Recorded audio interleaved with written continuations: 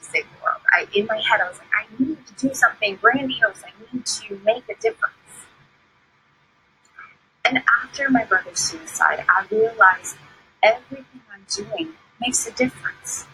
Everything, from the moment I wake up to the moment I go to bed, I am influencing, touching, affecting my environment. And it was at that time, and I am not perfect, right? Let me throw that out there. I have my days, I have my moments. I live in the same world. But every time I go out, I recognize how connected I am to everything around me. And how connected, let's put this in a reverse perspective, that it is to me. I decided that I want those connections and those influences to be beautiful. My brother's suicide broke my heart, of course, and it killed the person that I once knew. That was me. But it empowered and gave me this powerful message that I am not small, that I influence and I affect and I touch lives, and it matters. And that means everyone else that is touching my life matters. You matter. And our breath, our walk, our ideas, our voice matters. Once I fully accepted this, I looked at things different. I looked at animals different. I looked at the environment different. I looked at myself different. I'll leave with this, that the last act of mattering that my brother did, I don't want to cry, is I got 3 cards. And in those cards, I got thank yous saying that my brother's death saved 3 lives due to him being an organ donor. Those lives that were saved had families, jobs, friends, all the above. And it was due to the actions of my brother, negative or positive, that impacted the lives of strangers he didn't know. He didn't know these people. And that impact trickled down like a ripple effect, like throwing a rock into a lake and watching those ripples go. Because it affected everyone that touched their lives. Wow. Our actions matter. And even the smallest things that we do on a daily basis matters. Absolutely. And I want to say thank you, Mark. Because I don't know if I would have known that without you. And I love you. Aww. I am pregnant. What? Those are the words that came out of my mouth. I was 17, a senior in high school, and I found out I was pregnant. It is crazy to me because the scariest, most life-changing thing I thought was going to be so dramatic and traumatic turned into the most beautiful, amazing, uplifting, educational, challenging thing that has ever been put in my life. Finding out I was pregnant as a teenager, you can imagine, is very difficult. I was hardly able to raise myself, more than less to raise a human. But what happened through that process, it made me see that there are so many times, and even beyond that, there were so many times in my life after having my daughter, her name is Madison, there were so many times in my life that huge events occur. And these huge events, it can be in one moment that your whole way of life is going one way, and then this one moment it turns and goes a completely different direction.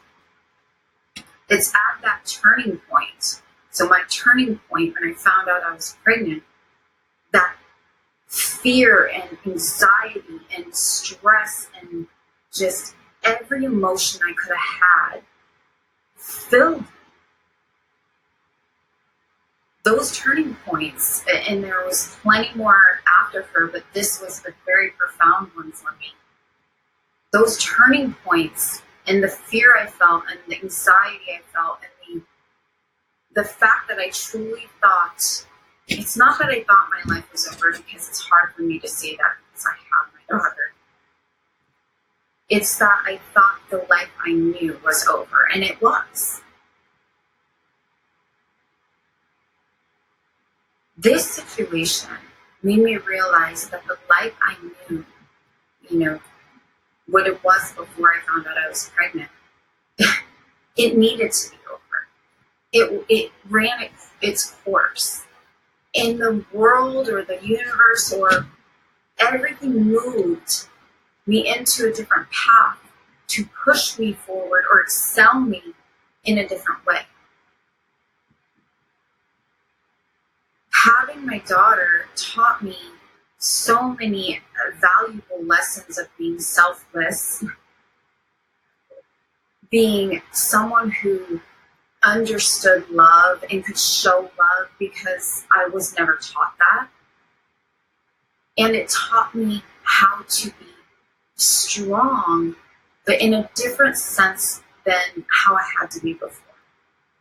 Taught me how to be strong because I wanted to be here. I wanted to be a part of her world. That moment in my life made me realize and helped me conquer any other moment in my life that completely reroute or change the direction of my life. Because that moment when I said, fuck, I'm pregnant, there wasn't an ounce of me that thought it was going to be a good thing. And today, the life I had with my daughter Madison, and the beautiful moments and experiences and all the things that she has blessed me with and taught me with, it's the most perfect situation that could have ever happened.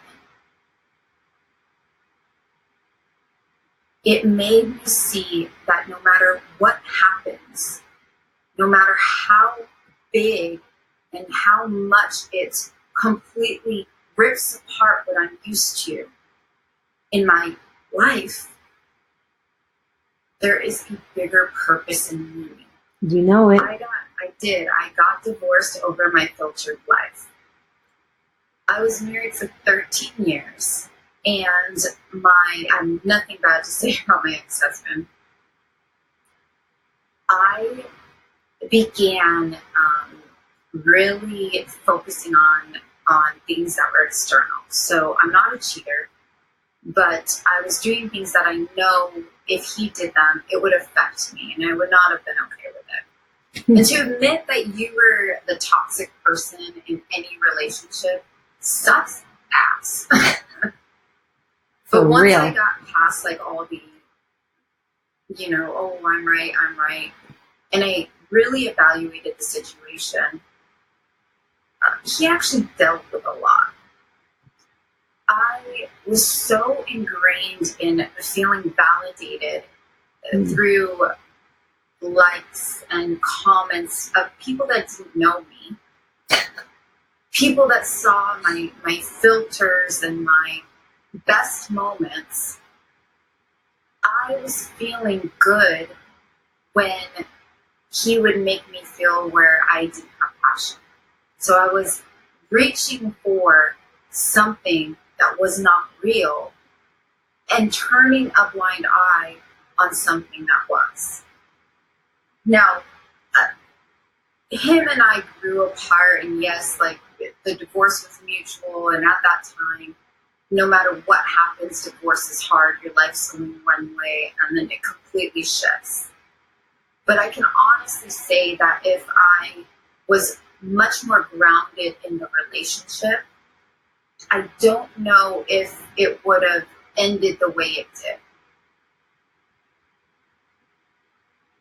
I realized at that point that because of the lack of self-love I had, that I was, it's been a journey for me to get there. I allowed outside forces or outside people to make me feel good about myself, and they were seeing only a false facade. It's not that I'm fake, but when you're filtering your pictures and filtering your personality and filtering your life, I wasn't my authentic self. And you know what? There are times that I'm mouthy and my hair isn't done and my makeup's not on and I'm not this perfect piece of, great lighting. And I realized that so many times the things weren't feeling right. I went to external ways of making myself feel better. Mm.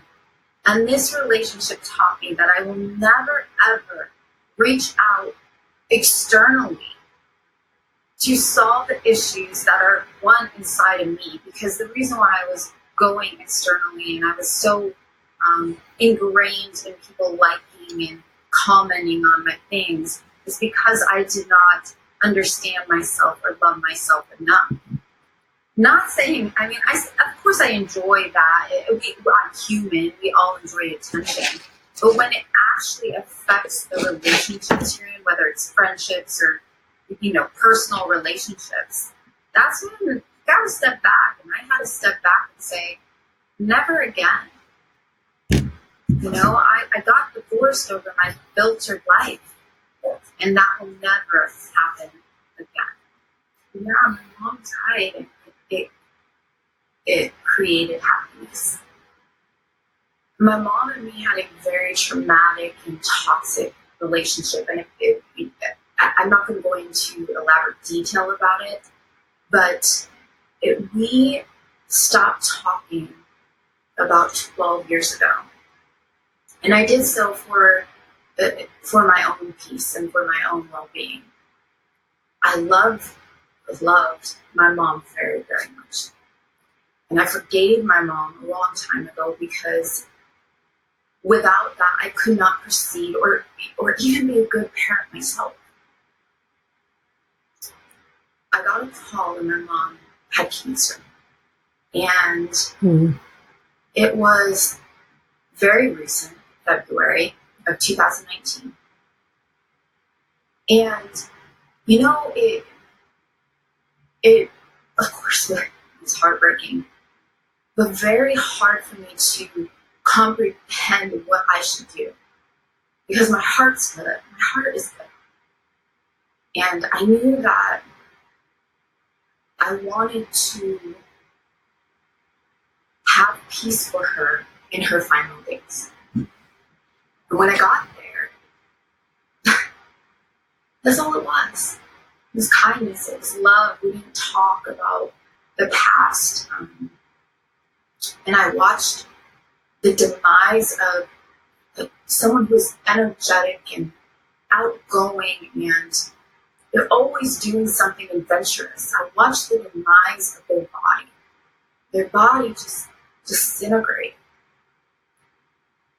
And then I watched her final moment and her soul exited this earth. And at that moment, I realized that I'm opening my eyes and I'm breathing and I'm able to say, I love you. And I'm able to say, I care. And I'm able to say, this fucking sucks because it didn't go the way I want. And my mom can't anymore.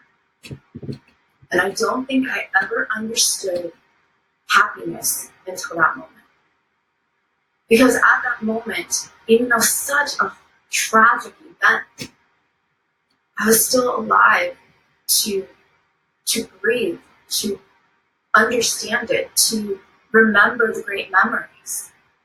And I was still alive to go home to my daughter. I've searched so long for happiness. What is happiness? I'm, not in a relationship with this person because he didn't make me happy. I left this job because it didn't make me happy. It's not that I was searching for happiness, because that is a subjective goal. It's the fact that I maybe wasn't following my passions, or we didn't communicate well, and that's why I left that relationship. And once I started identifying the true nature of what was wrong, or where I needed to redirect my attention, then I was able to stop those continuous habits. Picking the wrong person, going to the wrong career. I realized that I'm already happy. I'm already happy. I'm happy every day. I'm happy every moment that I can speak and touch and feel and taste. I'm happy because there's so many people that aren't promised this moment. Right now, at this moment. And I have learned to embrace those moments. And I've learned to, even the negative, even the positive, no matter what moment it is, I've learned to address it as what it is, instead of saying I'm not happy. I no longer search for happiness because I already am it. And if me waking up and me calling my daughter and telling her I love her, and me snuggling my dogs, and me even getting mad at work or any other situation is not happiness, I really don't know what is. I was hopeless. I was absolutely hopeless. I felt worthless. I was sitting in a jail cell in Vegas. Oh. So honestly, what happens in Vegas definitely does not stay in Vegas. For real, because I live here. And I was stripped away of every luxury I've had. I was stripped away of every understanding I had. I was so down your on cat myself. Or I was your so dog. mad at myself. And my decisions got me to a place that I never thought I would be. Sitting in jail, it's one of everything's taken away. Your freedoms, your daily activities, all these things, and you are just there with yourself. I've never had to look at myself and think and self-analyze more than I did when I was in jail. So in the beginning of this self-analyzing that I was doing, all I could feel was hopeless. I had been in human resources, mental health counseling for so many years, and I knew how detrimental to your career, to your life, and all these things that having a background has on you. And I just kept thinking, this is my life now. This is the definition, and I've defined myself to being in jail and having this stigma attached to me the rest of my life. Mm-hmm. There came a point, though, in there that I had to kick my own ass. I had to tell myself, what the fuck are you doing? The world is going to move whether I move with it or not. Mm-hmm. And I don't want to sit behind. I don't want to lay low, and I don't want to allow the world to move without me making an impact or a presence in it. It was then that I realized humility. I realized how strong I truly was. And I realized that I can't define myself by the stupid actions I make at times, or by my thoughts, or by my, just the mistakes I'm making in life. I was hanging on to trash, and it's kind of the same concept of you taking your trash bag and just, instead of putting it in the garbage, you're going to leave it in your house. You're going to continuously take this trash bag out, and you're going to leave it in the house that you live in. I was doing that, I was feeling sorry for myself.